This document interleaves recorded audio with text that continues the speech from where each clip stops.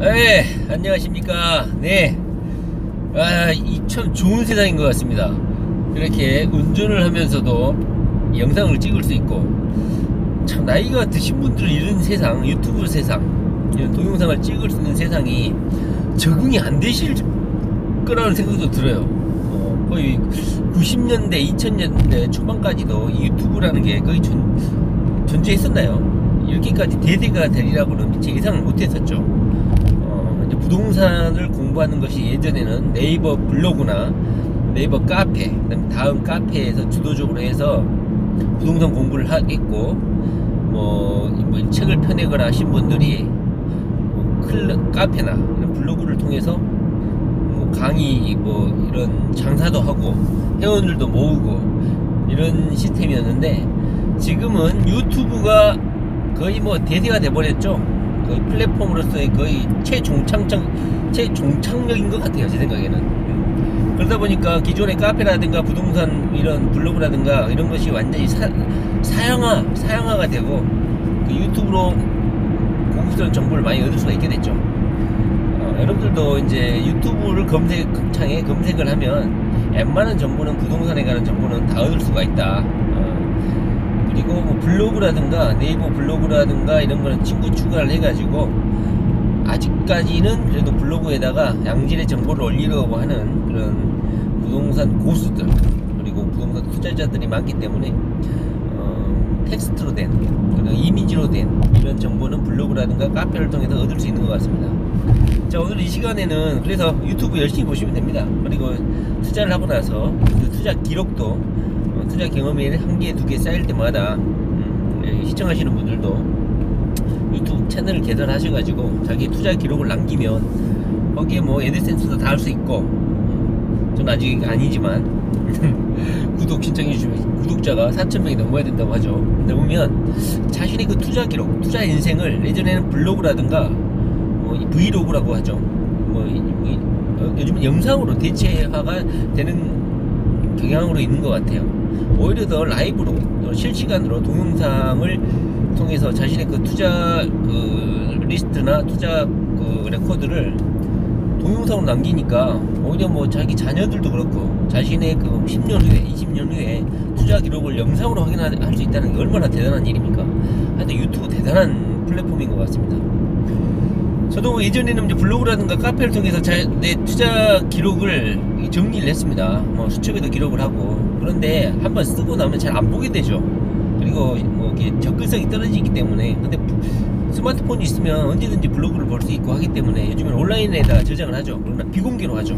왜냐면 나만의 그다음에 개인 정보도 있고, 계약자들의 주민등록도 있고, 이런 게 있으니까 노출은 못하죠. 그리고 자신의 투자 노하우라든가 이런 걸 받기가 좀 어려운데, 요즘에는 유튜브에서 광고를 실어주기 때문에 이런 유인 요소를, 구독자들에게 유인 요소를 제공할 수 있는 정보를 제공해야지만이 수익을 얻을 수 있으니까, 요즘은 유튜브에 그냥 자신의 투자 정보를 다 까서 공개하고 있는 그런 상황인 것 같습니다. 바람직한 현상인 것 같아요. 그 정보를 그렇게 까놓는다고 해서 투자 안 할 사람이 투자를 하거나, 투자를 하고 있는 사람이 투자를 안 하거나 그렇지는 않죠.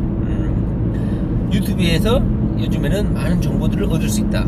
궁금한 것은. 네. 자, 오늘 여러분들에게 제가 말씀드릴 거는 역전세난이에요. 지금 현재 제가 역전세난으로 엄청나게 고생을 하고 있습니다. 제가 아파트를 살 때 기획투자로 저도 네 채를 한꺼번에 사버렸어요. 이게 저 이제 큰 실수였는데, 투자를 해야겠다 하면서 이제 월세로 전환을 하면서 그 차전 보증금으로 기획투자를, 수도권에 있는 아파트를 투자를 했다는 거죠. 기획이 최대한 적은 시절에요. 그 시절에 아파트를 좀 검색을 해가지고 어느 정도 입지가 좀 되는 지역에다가 갭이 한 3천, 4천, 많게는 4,500 이 정도였던 것 같아요. 경기도 내 아파트를 샀어요. 그런데 지금 전세 갱신 시절이 이게 한꺼번에 좀 돌아와 버렸다 보니까, 하필이면 갱신하는 이 시점이 상당히 부동산 불경기죠. 그러다 보니까 지금 현재 너무너무 위기에 처해 있습니다. 그러다 보니까 유튜브에 도대체 이 역전세난을 어떻게 극복하시는지 다른 분들의 경험을 듣고 싶어가지고 많이 검색을 해도 대부분은 역전세를 역전세를 비판하는 영상. 역전세 뭐 개입 투자할 때부터 뭐 잘됐다, 고소하다, 너희들이 뭐 부동산 투기자들 때문에 뭐 부동산 질서가 어지러지고 쌤통이다 뭐 이런 분들이 많았죠. 그런데 이 역전세를 어떻게 극복했느냐, 이런 경험담이 전혀 없는 거야. 당사자들이 뭐 기업 투자를 해본 뭐 경험이 없어서 그럴 수도 있는데요. 일단 저 같은 경우는 기업 투자를 했기 때문에 이 네 채, 아파트 네 채가 지금 기한이 도래했어요. 그래서 지금 현재 갱신 기간인데, 일단 하나는 갱신을 했는데 지금 나머지 세 개를 2달 전부터 방을 내놨거든요. 그런데 방이 안 나가는 거야. 그리고 하나만 예를 들면 현재 의왕에가 하나 있어요. 근데 의왕 백운호수, 백운밸리라고 하죠. 그 다음에 평촌 그 가운데 소영이라든가, 그 다음에 저기 범기역 있죠. 넘게 메비우스 있죠. 거기가 오피스텔이면서 뭐 아파트 형식으로 엄청나게 많은 물량들이 지금 공급이 돼 있어요. 예, 평촌하고 가까운 안양하고 우왕 그 백운밸리 쪽. 그러다 보니까 한꺼번에 그 물량 공급량을 그래프로 한번 보면 우왕시에 공급되는, 그 다음에 또 뭐가 있나요? 서해 그랑블 있죠. 40층짜리인가요? 49층인가요? 43층인가요? 이게 또 5년 만에 거기에 이마트가 들어오면서 또 엄청난 물량이 공급됐죠. 그러다 보니까 우왕에 공급 물량이 너무너무 많은 거예요. 그래서 저는 지금 여기에 물렸어요. 그래서 역전세난이 뭐 3천 이상 내려놔도 안 빠지는 거야. 3천 이상 진짜 역전세 제대로 걸린 거죠. 그런데 이게 한 개면은 어떻게 해보겠는데, 이게 세 개가 되니까 뭐 2천씩만 낮춰놔도 얼마입니까? 6천만 원이 필요한 거야. 그런데 이 투기 어린이가 6천만 원 한꺼번에 구하는 거 너무너무 어렵죠. 그래서 신문을 정부가 빨리 이런 집을 구매하는, 집이 없는 무주택자한테는 뭐 쌤통이겠지만 집을 가지고 이렇게 세를 주고 있는 투자자들이나 투기 어린이들 입장에서는 지금 엄청난 유익이죠. 그래서 정부가 이 뭐 미분양 지역 대책을 뭐 풀어준다든가, 네, 경기 부양책을 풀어줄까 노심초사하면서 신문 기사를 계속 추적을 하고 있죠. 그런데 어제 문재인 정부가 뭐 부동산 정책을 통한 재정 정책은 더 이상 없다 이렇게 하면서 세기를 박아버렸어요. 제가 그냥 억장이 무너지는 것 같았습니다. 이제 정부의 그 입을 바라보고 기대를 갖는 건 거의 물거품이 돼버렸죠. 당분간 정부에서 부동산 재정 정책이라든가 정책 완화는 없을 것이라는 걸 명확히 의지를 표명했기 때문에 이 역전세난은 당분간 수개월, 많게는 1년 이상 지속될 거라는 거죠. 그래서 제가 이 임차인들에게 어떻게 이 세를 내줘야 되나 지금 너무너무 고민인 상태예요. 협박도 당하고 있습니다. 빨리 빼달라고. 자기 빨리 나는데 입주물 받아가지고 가야 된다. 유튜브를 아무리 검색해도 답을 해주는 사람이 없고, 블로그를 아무리 검색해도 그냥 뭐 개입투자의 뭐 단점, 개입투자의 위험성 이런 것이나 발랑발랑 하고 답을 해주는 사람이 없는 거야. 그래서 제가 며칠 밤을 잠을 못 자면서 이 해결법을 한번 찾아봤는데요. 일단 하나는 일단 1-2천만 원이라도 싸게 내서 일단 집을 빼는 건데요. 현재 이쪽 지역이라든가 부동산 심리가 완전히 붕괴돼 버렸기 때문에 임차인들이 들어오질 않는 거야. 그리고 자기가 살고 있는 집을 갱신하겠지. 이사 비용이 있으니까. 근데 지금 현재까지도 지금 3개월째 안 나가고 있어요. 방 3채가. 그래서 어떻게 지금 현재 한 채를 내보낼 생각을 하고 있냐면, 일단 대출을 실행하는데요. 하나는 돈 벌어놓은 것, 전략해갖고 모아놓은 돈으로 뭐 1,000만 원만 일단 다운시켜서 하나는 내고, 나머지는 이제 대출을 받기로 했는데, 특히 다주택자 같은 경우 조정지역이라든가 이런 지역은 대출도 안 돼요. 그래서 제 입장에서는 대출도 안 된다고 하는 거야. 어떻게 이걸 해결할 거야? 근데 은행에 이제 여러 군데 전화를 해보니까 전세금을 내주기 위한 전세 반환용 용도 설정을 그렇게 한 대출이 있더라고. 전세금 반환용 담보대출, 전세금 반환 담보대출, 이런 상품이 있더라고요. 이유는 뭐 신용도에 따라서 2.8%에서 한 3.4% 이 정도 되는 것 같아요. 그래서 상담을 받았어요. 근데 제 이름은 안 되는 거야. 가족의 이름, 동거인 또는 뭐 부모, 이 사람이 그래서 본인의 이름, 제 이름으로는 다주택자로 돼 있어서 대출이 제한이 돼 있고 뭐 엄청나게 신용이 좋거나 수입이 월등하지 않는 이상은 DTI라든가 뭐 있죠, 그 총 부채 상환 비율 엄청나게 강화됐죠. 그러다 보니까 다주택자는 지금 거의 대출이 안 된다고 보시면 돼요. 그래서 저도 당연히 안 된다는 거야. 그러나 이 집, 이 전세를 내주고 있는 이 아파트를 담보로 해서 주채무자를 다른 사람을 내세우고 내가 이 아파트를 담보로 대출하는 건 대출이 된다는 거야. 그래서 가족 중에 한 명을 사정 해가지고 채무자로, 주채무자로 내놓고 그 다음에 제 아파트를, 세를 주고 있는 이 아파트를 담보로 제공하는 대출을 시행을 했습니다. 그 대출 중개인을 통해서. 그래가지고 그걸 지금 이제 4월 말쯤에 이사를 간다고 하는데요. 대출은 뭐 그때 받기로 했거든요. 그래서 자설을 하고 현재는 대출을 신청을 해놓은 상태입니다. 특별히 뭐 캔슬이 나거나 대출이 안 된다는 이런 말이 없는 거 보니까 뭐 대출은 될 것 같습니다. 역전세를 대응하는 방법은 딱히 없는데 제가 지금 하나를 해결하는 방법으로 이걸 지금 알아냈어요. 역전세를 해결하시는 분들은 지금까지는 뭐 그냥 자기가 모아놓은 돈을 한 2, 3천 떨어지면 그냥 자기가 모아놓은 돈을 주고 가격을 낮춰서 추가적인 세입자를 구했는지는 모르겠는데 현재 이 부동산 상황에서는 거의 지금 아파트가 나가질 않아요. 임차인을 찾을 수가 없어요.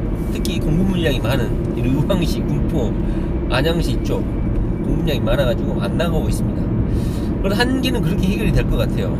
그런데 여기서 주의할 점은 뭐냐면 제가 대출을 받는 게 아니고 다른 사람, 가족이나 이런 사람들을 주채무자로 내세우고 제가 보증을 담보로 제공하는 거기 때문에 그 주채무자의 신용도 본다는 거죠.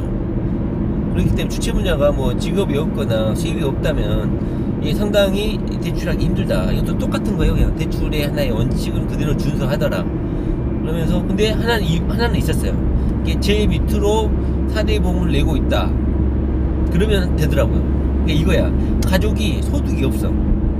그러니까 주채무자를 가족이나 지인으로, 동거인으로 내세우려고 한다면 그 주채무자로 내세운 가족이 소득 증빙이 돼야 되는 거야. 그런데 소득을 증빙할 수 없다면 차라리 소득이 제로면 돼. 그러니까 소득이 어정쩡하면 대출이 안 되는데 소득이 아예 없고 내 밑으로 4대 보험을 내고 있다, 가입이 돼 있다, 그러면 대출이 된다는 거야. 그래서 제가 그 대출 상담사한테 물어봤어. 이거 너무 웃기지 않냐. 주채무자로 내세운 사람이 소득이 적으면 오히려 대출이 안 되고 소득이 아예 없고 내 밑으로 4대 보험이 있다, 그러면은 오히려 대출이 된다. 이게 너무 금융 시스템이 웃기다, 대출 시스템이. 근데 그 사람이 그러는 거야. 차라리 그런 게 대출이 더 잘 된다는 거야. 소득이 아예 증빙이 없고 당신 밑으로 4대 보험을 직장인 보험을 내주고 있으면 오히려 대출이 됩니다. 현재 그 상태예요. 그런데 가족이 신용카드를 쓰고 있다. 소득은 없는데, 직장은 없는데, 소득으로 잡힌 건 하나도 없는데 신용카드를 쓰고 있다. 신용카드를 1년에 뭐 1,000만 원이라도 쓴다. 그러면 신용이 된다고 평가를 해서 대출을 해준다는 거야. 자, 이렇습니다. 그래요. 자, 이렇게 역전세를 대체하는 방법은 당연히 돈을 다운시켜가지고 세입자를 구하면 되는데 서울시 핵심부도 아니고 경기도 평택이나 뭐 이쪽 남부도 아니고 경기도 남부, 안양, 군포, 여기 뭐 하남 이쪽 라인도 지금 안 나가고 있어서 뭐 3, 4천씩 내려놔도 안 나가고 있다는 거는 상당히 부동산 경기가 위축되어 있고 실거주자가 현재 그냥 그 자리에 머물러 있다는 분위기인 것 같아요. 그래서 역전세를 대체하는 방법은 첫째, 이렇게 일단은 돈을 다운시켜서 급민물이라도 급전세라도 내놔봐야 된다. 그래도 안되면 두 번째로 대출을 받아서 내보내줘야 된다. 뭐 일단은 뭐 집주인이 알아서 해라, 법대로 해라 이렇게 해도 되긴 되지만 세입자 입장에서는 상당히 열불나죠. 내 돈 돌려주고 계약 기간 끝나면 줘야 되는데 주지도 않고 오히려 큰소리 치면 정말 살이나 끝나죠. 일단 내보내줘야 되는데 일단은 대출을 받아서 내줘야 된다. 근데 본인이 다주택자면 대출이 안 돼서 가족 이름으로 대출을 받아야 되고, 가족 이름으로 대출 받아도 주택의 60%밖에 대출이 안 되는 거야. 그럼 나머지는 어떻게 대출하냐? 그게 또 문제입니다.